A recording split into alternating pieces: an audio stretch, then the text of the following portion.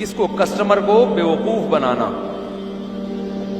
تو کسٹمر کو یا انسانوں کو کسی بھی طرح سے بیوقوف بنایا جائے گا، ان کو نقصان پہنچایا جائے گا، یہ چیز اللہ کے غضب کو دعوت دیتی ہے. بہت غصہ آتا ہے اللہ کو کہ تمہارے ساتھ کوئی اگر ایسا کرے تو تمہیں غصہ آئے گا کہ نہیں آئے گا؟ اور ایک تو جرم، اوپر سے اس کو کمال سمجھتے ہیں، یعنی چوری اور اوپر سے سینہ زوری.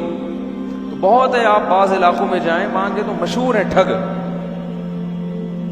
ہر آدمی دوسرے کو بیوقوف بنا رہا ہے. اب آپ یہ جو ٹریول ایجنسیاں ہیں نا جو حج اور عمرے پہ لے کے جاتی ہیں،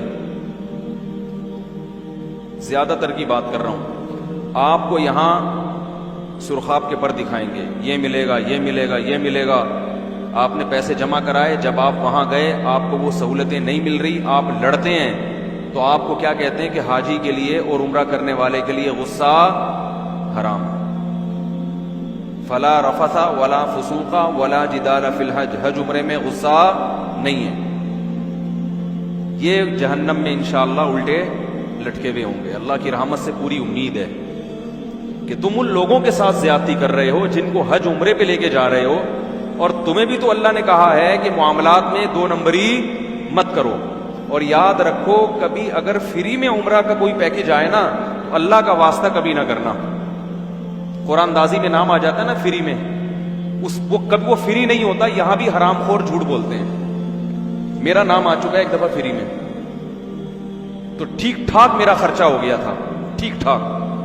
نچوڑتے ہی رہتے ہیں، اتنے پیسے رہ گئے، اتنے پیسے. بھائی فری کس بات کا ہے؟ اصل میں وہ تو بس یہ چیز فری تھی.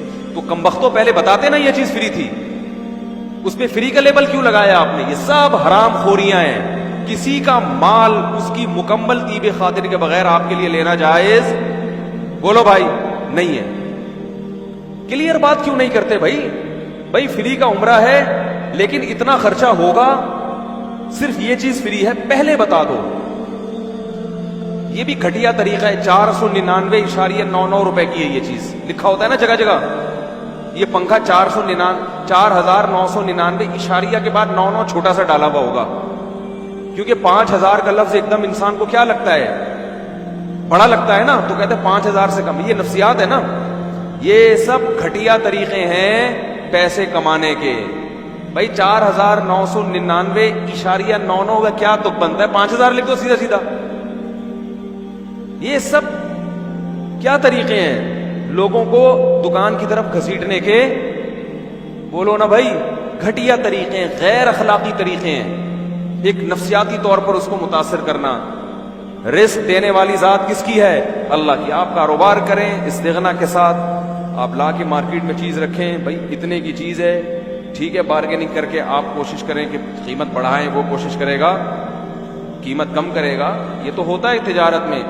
لیکن اس کے علاوہ جو غیر اخلاقی طریقے، غیر اخلاقی گھٹیا طریقے، یہ اللہ کو پسند نہیں ہے. ٹیکسی والا وہ الو بنانے کے چکر میں لگا ہوا ہے، رکشے والا وہ الو بنانے کے چکر میں لگا ہوا ہے.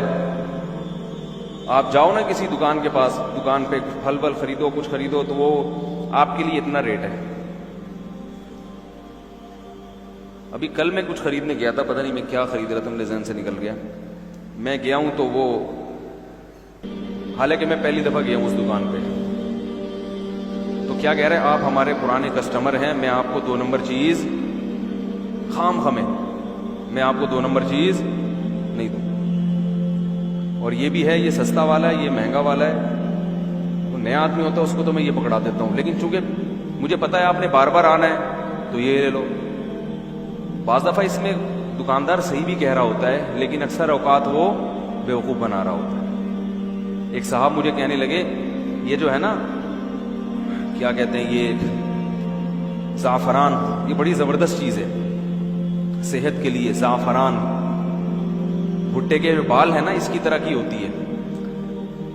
ایک صاحب کہنے لگے مارکیٹ میں گیا، 2 نمبر زعفران مہنگی دے رہا تھا اور 1 نمبر سستی، تاکہ کسٹمر 2 نمبر زیادہ خریدے. اس کو پتا ہوتا ہے کہ اس کسٹمر کو کیسے الو بنایا جائے گا، اس گاہک کو کیسے الو. اس کو بتایا کہ یہ بھی ہے یہ بھی ہے.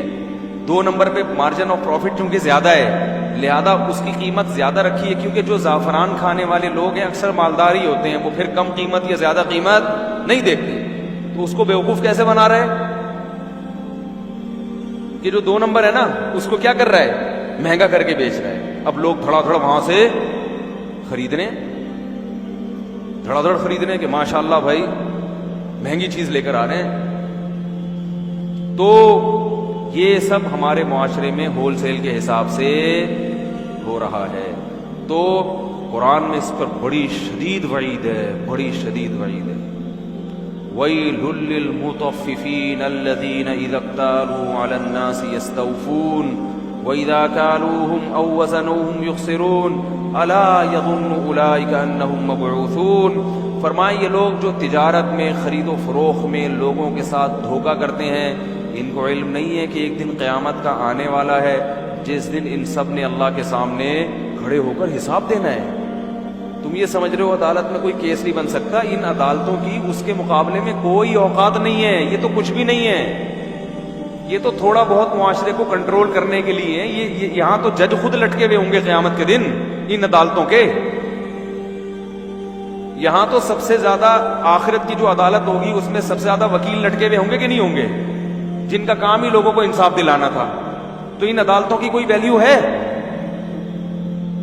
بولو بھائی، جس عدالت میں قیامت کے دن، جس عدالت میں انصاف دلانے والے وکیل سب سے زیادہ قیامت کے دن لٹکے ہوئے ہوں گے، وہ سارے وکیل نہیں ہوتے، زیادہ تر کی بات کر رہا ہوں۔ اقبال نے کہا تھا نا، پیدا ہوا وکیل تو شیطان نے کہا لو آج میں بھی صاحب اولاد ہو گیا، اللہ نے مجھے بھی ایک بچہ دے دیا، اب مجھے لوگوں کو بہکانے کی ضرورت نہیں ہے۔ تو ان عدالتوں میں آپ یہ سمجھتے ہو کہ ہم چونکہ یہاں سے بچتے ہیں تو کوئی ایسی بات نہیں ہے، تو بھائی اللہ کی نظر میں ان عدالتوں کی کوئی اوقات نہیں ہے، یہ ہے، اس کی اہمیت ہے، آخرت کے مقابلے میں اس کی کوئی اوقات نہیں ہے، یہ تو تھوڑا بہت معاشرے کو کنٹرول کرنے کے لیے ہلکا پھلکا۔ اصل عدالت تو جو خدا ہے، جو مالک الملک ہے، وہ عدالت قائم کرے گا۔ تو اللہ کہتے ہیں الا یظن اولئک انہم مبعوثون، ان کو پتہ ہی نہیں ہے کہ ایک دن قیامت کے دن اللہ کے سامنے لوگوں نے کھڑے ہو کر حساب دینا ہے۔ ویل، تباہی ہے ان کے لیے، برباد ہو جائیں گے یہ۔ اللہ کو بڑا غضب آتا ہے۔ ایک بات خوب یاد رکھو، ہم لوگ جرم کی نوعیت جو دیکھتے ہیں نا، وہ اس حساب سے دیکھتے ہیں کہ اس جرم سے سامنے والے کو کتنا نقصان ہو رہا ہے، لہذا اس کی سزا اتنی ہونی چاہیے۔ یہ دنیا کا اصول ہے، آخرت کا یہ نہیں ہے۔ بات آ رہی ہے سمجھ میں؟ مثال کے طور پر ہم نے کسی کو ٹھگا، بیوقوف بنایا، لاکھ روپے کی چیز اس کو جاپان کی، میڈ ان جاپان کہہ کے 1.5 لاکھ کی بھیج دی، 50,000 کا بیوقوف بنایا نا ہم نے اس کو۔ تو دنیا میں جب کیس چلے گا تو سزا کتنی ہوگی؟ 50,000 کا جرمانہ آئے گا۔ بھائی آپ نے جھوٹ کتنا بولا ہے؟ 50۔ لیکن آخرت میں ایسا نہیں ہے۔ آخرت میں ایسا، اللہ تعالیٰ کے ہاں جو کیس چلے گا وہ کسی اور حساب سے چلے گا کہ تو نے کسی کو دھوکہ کیوں دیا، وہ میری مخلوق، وہ میرا بندہ، اور تو بھی اس دنیا میں غلام ہے، تو اس بات کا پابند تھا کہ میرے احکام کو فالو کرتا۔ جب میں نے تجھے منع کیا کہ دھوکہ دینا حرام ہے تو تو نے اس کی نافرمانی کر کے کس کی توہین کی ہے؟ اللہ کے دین کی، اللہ کے حکم کی توہین کی ہے۔ تو قیامت کے دن جو کیس چلے گا وہ اللہ کے احکام کو فالو نہ کرنا، اس حکم کی دھجیاں اڑانا، اس کے حساب سے کیس چلے گا، اور یہ جرم کوئی معمولی جرم نہیں ہے، لہذا اس پر اللہ نے جہنم کی آگ رکھی ہے۔ کیونکہ کیس کی جو نوعیت ہے نا وہ مختلف اعتبار سے کیا ہوتی ہے، وہ بدل جاتی ہے۔ آپ اپنے باپ کو منع کر دیں کہ میں آپ کی خدمت نہیں کروں گا، اور آپ ایک دوسرے آدمی کو منع، باس کو منع کر دیں، تو جرم تو ایک ہی جیسا ہے، مگر دونوں کی نوعیت میں فرق، ایک باپ کی نافرمانی کہلائے گی اور ایک باس کی نافرمانی کہلائے گی۔ تو یاد رکھو، اسی طرح دنیا میں جو کیس چلتا ہے وہ اس پر کہ اس نے ایک ملک تھا، اس کی اسٹیٹ کے حکم کو توڑا ہے یا کسی انسان کو نقصان پہنچایا ہے۔ لیکن آخرت میں جو کیس چلے گا وہ اس بیس پر کہ اس نے اس کائنات کو پیدا کرنے والا رب، جس نے اس کو کھلایا، پلایا، جوان کیا، تمام نعمتیں عطا کی، اس نے اپنے اس محسن کی بات نہیں مانی۔ جیسے باپ اپنے بیٹے سے کہتا ہے کہ بیٹا دیکھ یہ تیرا دوسرا بھائی ہے نا، تو اس کے ساتھ ناانصافی نہ کرنا۔ اب آپ نے ناانصافی کی تو باپ دو تانے دے گا، ایک تو یہ کہ تو نے اپنے بھائی کے ساتھ ناانصافی کی، دوسرا یہ کہ میں تیرا باپ تھا، میں نے تجھے منع بھی کیا تھا، تو نے میرا بھی دل دکھایا ہے۔ تو یہاں جرم کی نوعیت بولو نا بھائی بڑھ جائے گی۔ تو اللہ کو غصہ آتا ہے کہ میں تمہیں کھلاتا ہوں پلاتا ہوں، سب کے پیٹ بھرے ہوئے ہیں اور کمبختوں کی توندیں تک نکلی ہوئی ہیں، اتنا کھا رہے ہیں یہ، اور پھر لوگوں کو ٹھگ رہے ہو تم کہ پیسہ نہیں ہے، غربت نہیں ہے، آج کل 2 نمبری کے بغیر چلتا ہی نہیں ہے۔ کیسا اللہ تعالیٰ ایک چیز سے بچائے، ناشکری سے۔